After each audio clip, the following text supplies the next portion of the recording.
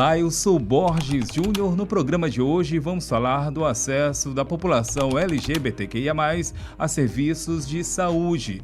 Projeto de pesquisa dos estudantes do mestrado em enfermagem da UFMA, Laísa Guzmão e Marcos Chagas. Eles estão aqui com a gente. Sejam bem-vindos. Obrigada. Começo com a Laísa, saber de você, a população LGBTQIA+, ela passa a contar com políticas públicas específicas a partir de 2004, tempo aí recente, saber de você como é que deve ser entendido, percebido esse acesso aos direitos a partir de 2004.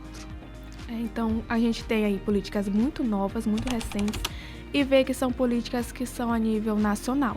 Então, quando a gente fala de política nacional, a gente tem que pensar que o Brasil é um país muito grande. Então, a gente também vai ter que contar aí com a ajuda dos serviços estaduais e principalmente dos serviços municipais para efetivar essa política. Só que a gente vai perceber que existe aí diferenças na efetivação dessas políticas a depender do estado, a depender da região em que se encontra.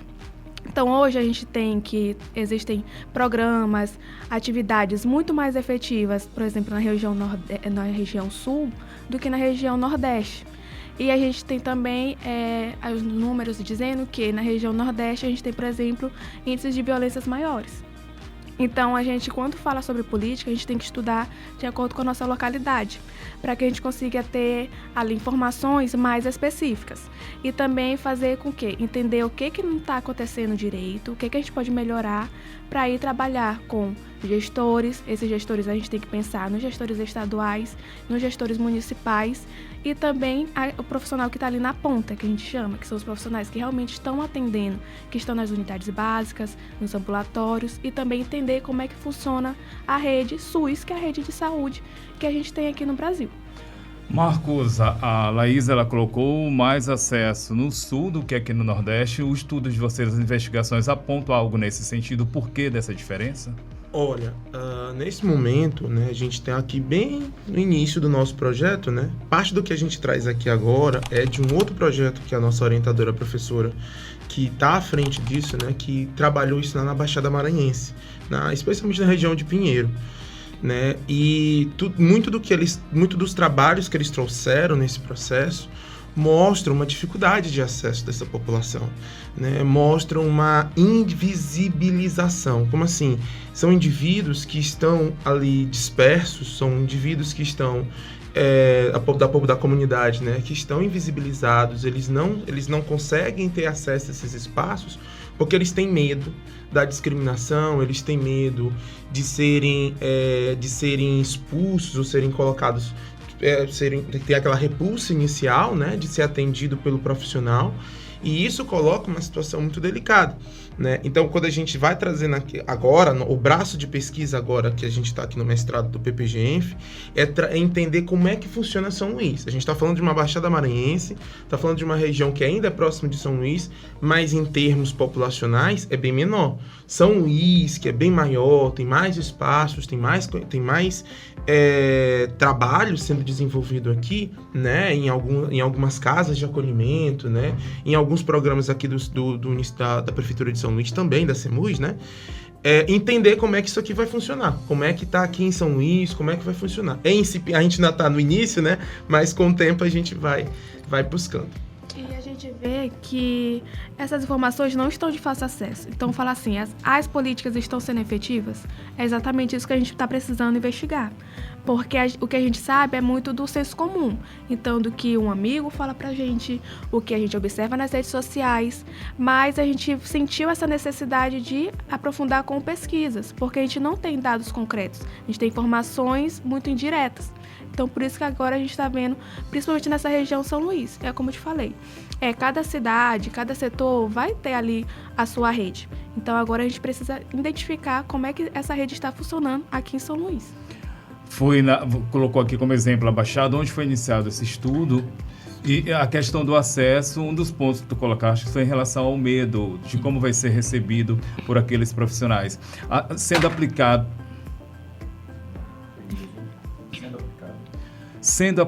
aqui em São Luís, como deve ser a estratégia no sentido de que esse medo se torne menor, por assim dizer?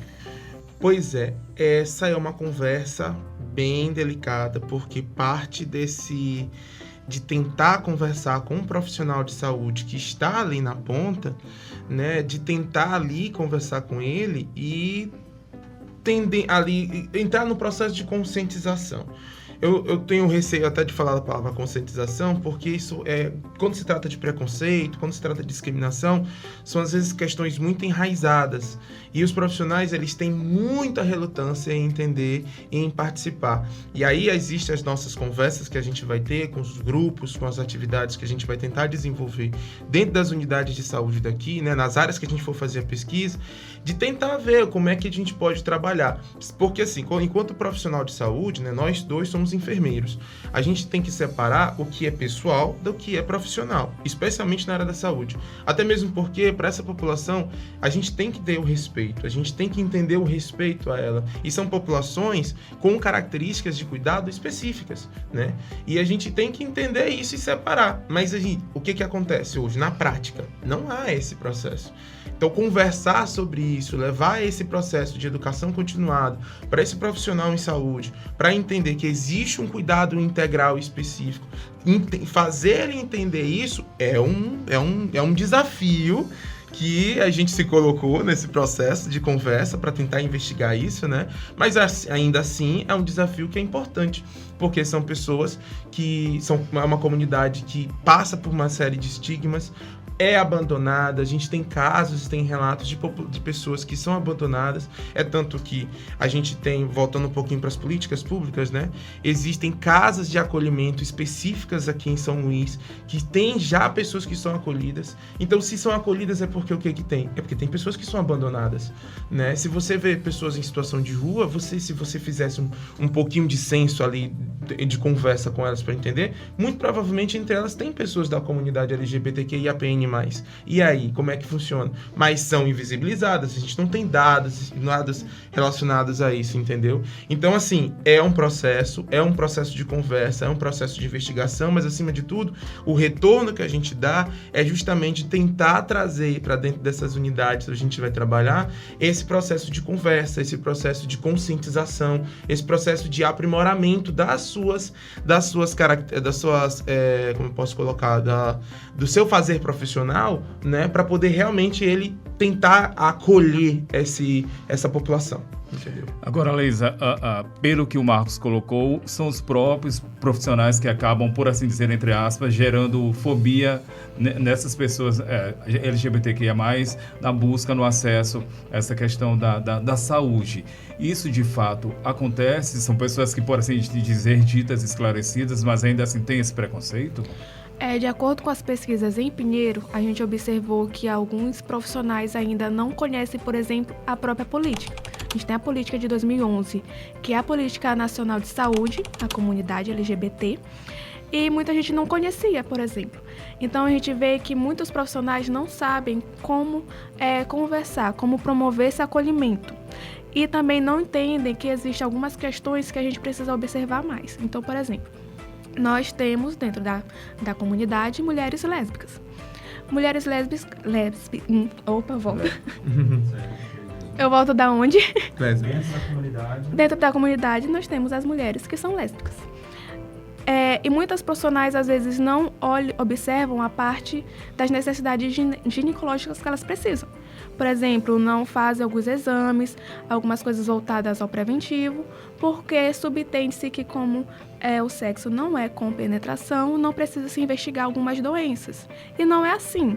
Então, a gente que está dentro da área da saúde precisa desmistificar algumas atividades que elas precisam ter, porque muita gente não conhece. E aí, por isso, por conta de vergonha, às vezes também as mulheres trans não são chamadas pelo nome social, tanto as mulheres quanto os homens trans não são chamados pelo nome social, e aí isso já também dá uma vergonha de acessar ao serviço de saúde. E a gente também tem a questão de o entendimento do serviço de saúde. No serviço de saúde a gente tem a atenção primária, onde a gente vai buscar casos voltados a saúde em geral, a gente tem a atenção secundária, que são os ambulatoriais, que é o que todo mundo conhece mais, a questão da hormonioterapia, alguns outros serviços, e a atenção terciária, que, por exemplo, um serviço de urgência, emergência, alguma coisa mais complexa. Então, a população, a comunidade não entende, às vezes, a organização desse serviço, e dentro desse serviço os próprios profissionais não entendem também. E aí fica complicado. Como é que eu quero que as pessoas entrem nesse serviço se eu não conheço a rede? Se eu não consigo fazer uma atividade acolhedora? Eu não consigo chegar e conversar? Aí então a gente tem essas duas partes. A população não procura o serviço e quando procura não se sente acolhida. E aí isso faz com que elas se retraiam de novo e não busquem esse serviço. Voltando à questão da hormonioterapia, esse é um serviço que deve ser oferecido e as pessoas não têm acesso porque desconhecem, não sabem os caminhos? Seria isso, Marcos? Olha, de ter tem. Eu acho que é até interessante porque São Luís tem avançado um ponto nisso, porque eles têm colocado em alguns serviços ambulatoriais esse tipo de trabalho, esse tipo de atendimento e acolhimento, né? Mas aí é que tá, saber, essa informação chega para essa comunidade? Né, essa conversa que a gente está tendo aqui nesse momento, às vezes pode chegar a pessoa que realmente está precisando, nem todo mundo tem esse acesso. Quando a gente fala de acesso, a gente fala de um termo mais ampliado. Então, será que está chegando essa informação? Então, quando a gente tenta ampliar e conversar isso, é justamente de partir que a gestão dentro da saúde, esses profissionais dentro da saúde, sabendo e se conscientizando de que essa informação tem que chegar a todos, nós que trabalhamos, que somos enfermeiros, que a gente entende muito bem isso como funciona, esse serviço, esse processo de educação em saúde, ele tem que chegar neles. Se está chegando ou não está chegando, é que é a questão que a gente precisa entender. Então, a hormonioterapia, ela tem, mas será que está tendo a todos? Porque tem pessoas que desconhecem totalmente, né? Às vezes a geração que a gente está trabalhando hoje aqui, que é mais nova, né? Não sou tão velho assim, mas também não sou tão novo, mas se eu for falar com os 20 anos, parece que eu sou velho, né? Às vezes eu faço alguns questionamentos, algumas perguntas, eles não conhecem, né? Óbvio que isso é uma questão de pessoa a pessoa, né? Mas mesmo com acesso à informação, por que a informação não está chegando? Por que essa informação em saúde não está chegando? Então é um ponto importante de conversa, né? Para poder chegar, tá certo? Então, a gente percebe a importância, de novo, da atenção primária, que é a porta de entrada, que a gente chama prioritária, do Sistema Único de Saúde. Então, os profissionais da atenção primária têm que estar preparados para saber e também encaminhar para um serviço especializado, que seria de hormonioterapia. Então, a gente tem no SUS toda essa rede que não está sendo levada em consideração, os próprios profissionais não sabem transitar dentro dela. Então, a gente precisa capacitar esses profissionais para poder eles identificarem quem precisa desse serviço especializado para conseguir fazer essa comunicação. Então, gente, pelas colocações de vocês em relação a esse ponto, a gente pode entender que a relevância desse projeto, dessas investigações, estudos desenvolvidos por vocês, passam também por essa questão, por esses pontos, né? O nosso estudo está voltado para a gente entender como é que a política de saúde está sendo aplicada dentro desse sistema e justamente para entender se existe essa qualidade de acesso. O que a gente está falando aqui, questão de acesso de serviço à saúde. Quando a gente fala de acesso ao serviço, a gente entende que a gente está dentro de uma rede. Então, esses profissionais estão dentro aí de vários serviços de saúde, não só de um ambulatório em si, mas também de casas de apoio, centros especializados, também a própria atenção primária. Então, o nosso trabalho está voltado a isso, a entender como é esse acesso e também como as pessoas que precisam desse acesso estão se sentindo em relação a isso.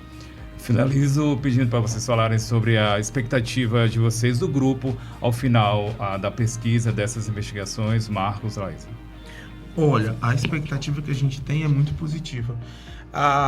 Com relação à professora, né, que a gente teve o contato no programa, né, ela veio trazendo um ponto de discussão, né, dentro da comunidade LGBT+, né, muito positiva para dentro do departamento, para a universidade. Se você for parar para pensar, lá aqui em São Luís não tinha ainda, né? Eu sou egresso da Universidade Federal, me formei aqui na UFMA, aqui em Campos São Luís, ela é de Pinheiro. E aí foi em Pinheiro que começou, e ela está trazendo para São Luís por questões de mudança, e agora ela está tendo um espaço bem diversificado. Então hoje, por exemplo, não é só eu e Laísa que a gente tem outras pesquisadoras de outros programas que onde ela é professora está fazendo parte. Então, são várias frentes de trabalho, é um braço muito grande de trabalho, é uma lacuna de conhecimento muito grande, que a gente vai encontrar dados que quando a gente trazer para a população, não só para a comunidade, mas para a população em geral, que realmente também precisa entender por que a pesquisa precisa ser feita, a gente vai ter um retorno muito positivo, né? É uma discussão boa, é uma discussão difícil. Os nossos trabalhos, eles vão trazer à tona situações e estigmas específicos muito problemáticos que podem gerar uma situação bem interessante de conversa, mas ainda assim são espaços que a gente precisa acessar, que a gente precisa conversar e que, se trazendo para a divulgação científica, vai ser muito prolífico, vai ser muito positivo para todos. Então eu tenho uma expectativa muito boa, comecei o mestrado com tudo, então eu tenho assim altas expectativas. Estudo com apoio da FAPEMA, importante iniciativa também, né? Isso. E ainda tem uma questão, o nosso mestrado, ele é um mestrado acadêmico, ou seja, a gente está se preparando para ser docente. Então, a minha expectativa é também de aprender mais com a comunidade LGBTQIA+, e também fazer com que esses conhecimentos que a gente adquire aqui na pesquisa, em tudo, a gente possa levar para os nossos futuros alunos, para que a gente consiga formar profissionais mais capacitados para atender. Porque não adianta a gente deixar só no mundo da pesquisa e não conseguir levar para outras pessoas. Então, a minha expectativa é essa também, de fazer com que mais pessoas, mais alunos consigam entender a importância desse atendimento qualificado e consigam entender a importância de escutar também. A gente brinca, né, que da sigla eu sou o mais dela, né, porque eu sou aliada. Então, assim, a gente vê a importância da gente também conseguir entender que precisamos formar profissionais melhores. Então, eu também sou da Federal. E durante a nossa graduação a gente não vê assim, muitas disciplinas voltadas para a gente ter esse atendimento qualificado, esse atendimento humanizado, voltado para a comunidade LGBT. Então isso faz com que a gente já comece a abrir no nosso link uma caixinha maior de dizer, não, eu vou formar também profissionais e eu quero colocar também esse conhecimento para os futuros profissionais de enfermagem. Teoria aliada à prática. Exatamente. Laísa Guzmão, Marcos Chagas, muito obrigado pela participação aqui de vocês. Muito obrigado. Obrigada também pelo convite. Até o próximo programa.